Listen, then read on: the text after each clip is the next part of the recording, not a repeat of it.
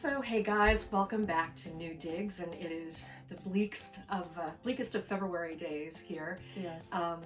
And we wanted to come to you today and share some of our very favorite gardening books. Yes. I mean, the truth is that we're both sort of book hoarders and gardening books in particular because, some things you can use an e-reader to read, but there's something about gardening books, and I would say cookbooks too. Me too. That it's nice to have a physical book in front of you because if it's a reference book, you want to mark pages. Yeah, and you can open right up to it instead of having to scroll or whatever. I mean, right. And if it's something that has beautiful inspirational photos, there's nothing like having that out in front of you instead of on an e-reader. So yeah. Anyway, we've got a lot of books to choose from, and it's really hard.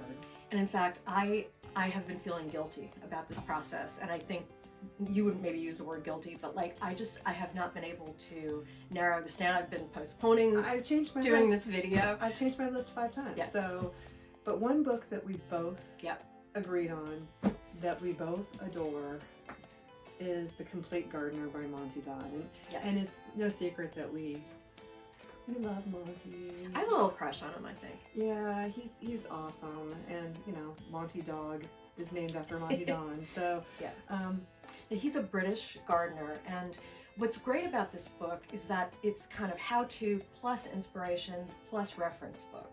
it's everything. Yeah. It's if you only It really is the complete gardener. if you only had one book, I suppose this might be Yeah. the book. And what's really great about this is that he wrote this book how long ago? He's been working on it over the span of about 20 years. But he actually, if you know his name, you might know it from Gardener's World, which is a BBC gardening show that's probably the top gardening show in Great Britain.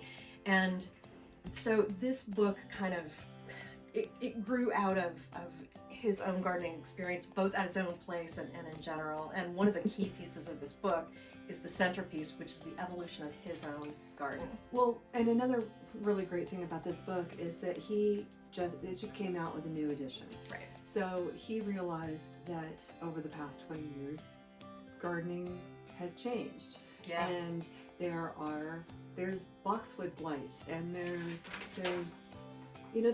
lots of best practices that have changed a little bit over the years, and he wanted to bring everything up to date. And As you know, I would probably be reading this entire book out loud to you, but there is one little quote here. He says, and this is about this update: in the public realm, climate change, pandemics, flailing governments, and constant destruction in pursuit of cheap, unsustainable food have made the world a more threatened and fragile place.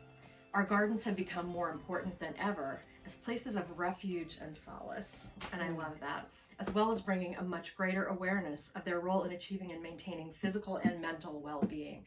And I think this is something we're seeing. A lot of people took up gardening during the pandemic, and especially Yes. families with kids who want to, get their hands dirty and do something physical that takes them away from sitting in front of a screen.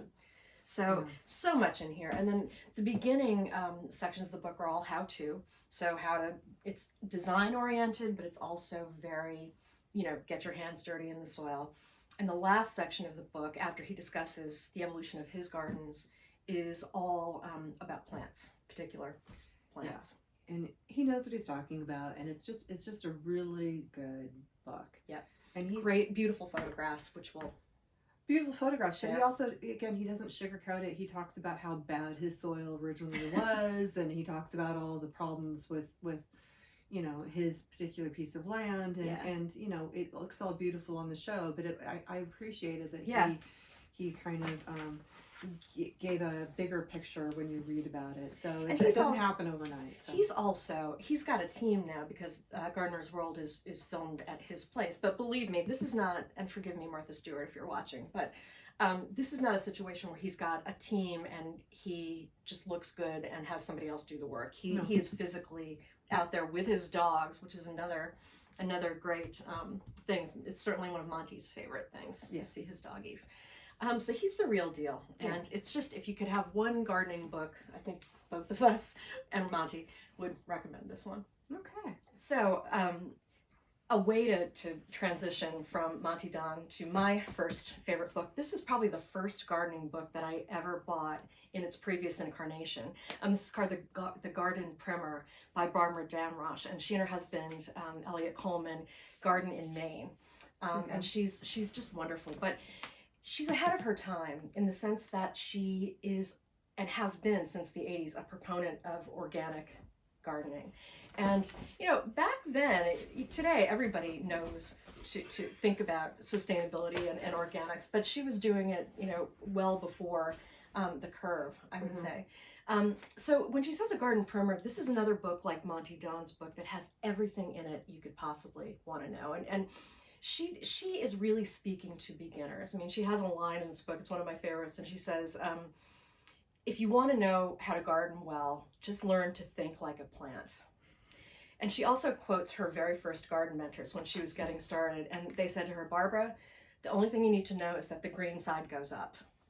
So, I mean, if you're starting there, this is going to be a pretty good comfort level for most people. Okay. So in it, she has tons of practices as well as individual sections on plants.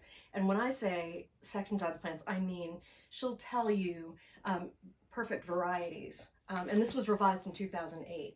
Okay. So this is, really up to, this is my second copy. The first one got so dog-eared because I'm rough on my garden books. I take them out with me. Yeah. She'll talk about, pests and diseases, again, different cultivars. So it's a really, really valuable resource. And I love the way she speaks. Now, this is not, unlike Monty Don, this is not a beautiful picture book, but it is dense with information. And there are line illustrations that are really great. Okay. And I just should mention that she and her husband do have some books that they share.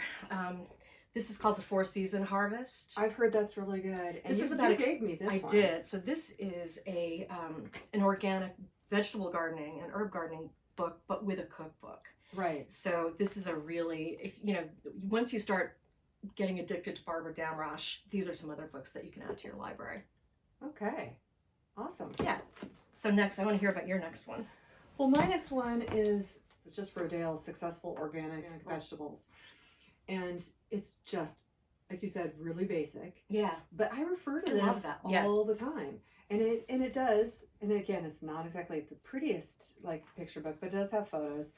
But it starts with all the basics, like soil preparation and seed starting, and it does go through plant by plant.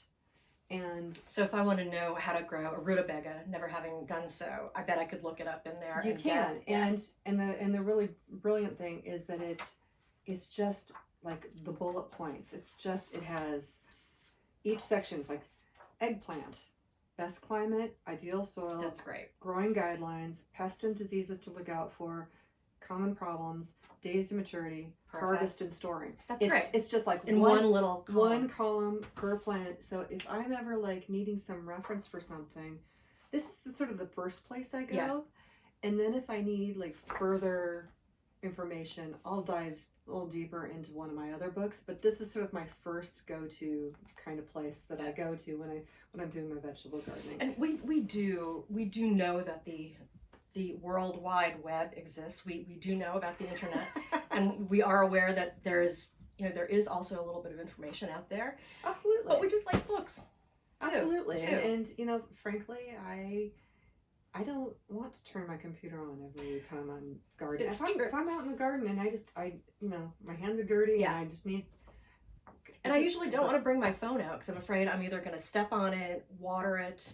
It'll get pollinated. God knows what's going to happen. So I usually don't have my phone in my pocket when I'm gardening. So there you go. But I can take a book out. Okay. All right. So what's next? So next on the same theme, this is called The Gardener's Table, and it's by two authors, Richard Merrill and Joe Ortiz. Merrill is a gardener. He's the horticulturalist, and Ortiz is the chef. And they live in the Napa Valley, and they would have these luscious... I think I need this one. You'll love this. They would have these luscious dinners together and talk about, the plants that they were eating. And they just got this brainstorm, hey, we should write a book together. And this, if there's one reference book that I would want that has everything from the growing conditions and tips to some really great recipes. This is it. I mean, just charts of all kinds of things, insect problems, disease problems. They even have these really creative things like how to throw together a quick vinaigrette. They have like wheels. Oh, there it is. Yeah, that's it. There it is. The vinaigrette wheel. It's just a crazy, wonderful book. This is great. So it looks like it's about the first, 2/3 is horticulture, and the Yeah. last third is cooking. I would say so. But again, it's not Wow. it's not a beautiful book, but this is something that I go to all the time because And I love cooking. She's a very good cook, and so if she recommends it as a good cookbook, then I'm a good cook if I don't have to measure things carefully. Like that's why I can't bake, and you're an amazing baker. So we kind of do the savory and the sweet. And I think there are desserts in here and Okay. stuff too that you can use. Things like edible flowers and that sort of stuff. All right. Okay. Monty, are you bored or are you hanging in there? He's getting a little snoozy. Yeah. Okay, so my next book that I'm recommending is more of an inspirational book, but it's Rosemary Berry's Making of a Garden, and it's all about her personal journey making her garden over decades. And she's another English horticulturist, another English gardener. Mm-hmm. And she and this is just such an inspirational book, and just that it starts at the beginning of her story and how she built her garden. And didn't she inherit some beautiful old English I think her mansion or something? her in-laws had one of those sort of venerable old piles, and so she had acres in which to add gardens to this beautiful house. When was she gardening? She's passed away now, right? I think she passed away in the 90s, I want to say. And but it's all recorded here, so the garden as it existed during her time, and she knew what she's talking about. So she Plantswoman and design, right? I'm sorry to interrupt you. Yeah. And so if you're looking for inspiration, there are knot gardens and vegetable gardens and long perennial borders and water gardens and everything you can think of that's sort of like aspirational, but still accessible. But totally accessible. It's a very intimate garden, in spite of the fact that it's big, because it's broken into individual rooms. So if that's the kind of gardening you're trying to attain, this is a really good book for inspiration. And she gives a lot of plant combinations. Yeah. And it's not just pretty pictures. She actually tells you what all the plants are. Yeah, that's great. So, and it's interesting because seeing your garden that you're in the process of recreating, I do see some of her influence in the way that you garden. Absolutely. She has very similar taste. I mean, it's a lot of formal lines with informal planting within it. So that's a great way to put it. Formal lines, but informal plantings, cottage gardeny, open English feeling. Yeah. So I think I need a copy of this book. I do not have one. So. Yeah, and she also shows what the garden looks like in different seasons too. So you don't just see it in full flower, you also see the bones in the winter and everything. So I love garden books that do that, by the way, that have that seasonal movement, because then you can pick it up and say, oh my gosh, it's February. Let me just look and see. And some garden books will say, hey, here's some jobs to do in February. So that's another nice aspect of this. Okay, so that's mine. All right, so shifting gears a little bit, my last pick, it's called The Wild Iris by Louise Gluck, and she's an American poet. Now, is this accessible if you're not an English professor? Yes. So I was just going to say, this particular one was written in 1992, and it was given to me. It has special meanings. It was first given to me by one of my very dearest graduate school friends, and I am a former professor of English, so this, you can see why it would speak to me. If you think of poetry, a lot of times you just think, oh my gosh, absolutely not. But it's accessible, yes, is the short answer. It's simple, it's conversational. Many of the poems in here, the title, The Wild Iris, is the name of a plant. One of my favorite poems in here is called Snowdrops. And many of the poems are written from the first person. So the plant is speaking, I. And it's about how the snowdrop in particular, I'm huddled under the cold snow and I feel like spring is never going to come. But then I burst into light in the springtime. And it's just It's lovely, it's inspiring, it's got themes of sort of resurrection, and it also flips the perspective a little bit. So we're normally looking at gardens and poking and prodding and analyzing, and sometimes in here it's a little nod that the plants are looking at us too. So it's quite deep and resonant. If you like kind of writing by Rumi, Emily Dickinson, Pablo Neruda, it reminds me of that, and it's just very, very beautiful. So if you want to cuddle up with something in front of the fire, Louise Gluck, The Wild Iris, and anything else she's ever written. Okay. And my last selection is, speaking And you of, have 2 copies. well, I'll get to that. Speaking of things that you might want to sort of curl up and read in front of the fire, this is a good winter read, I'd say, but even though it's called My Summer in the Garden by Charles Dudley Warner. This book I discovered, or rediscovered I should say, I bought this at the local library sale, and I picked it up mainly because it had a foreword by Michael Pollan, and I do like his writing. You guys may know him from The Botany of Desire, The Omnivore's Dilemma. These days he writes a lot about the sustainability of agriculture, or the lack of it. Right. But his one of his first books that he wrote was a garden. Would you call it an essay? Oh, it's a collection of essays, Second Nature. Second Nature, which is also one of my favorites. Right. Anyway, so I picked it up because he did the foreword, and then the name Charles Dudley Warner sort of like clicked, and I remembered who he was. So he was best friends and next door neighbors to Mark Twain. And That's crazy. And he speaks with a very similar voice to Mark Twain. He's very funny. So if you were looking for if you're a fan of Mark Twain and you wished he wrote a gardening book, this is the book that he would have written. That's great. So, they lived on next door to each other on Nook Farm in Hartford. Oh, Hartford, Connecticut. Right. Yeah. And a lot of the people that lived on Nook Farm, which was sort of an artist colony, lots of writers, and the Bohemians. Yeah, the suffragettes. You know, wow. I think there was a certain amount of free love and whatnot.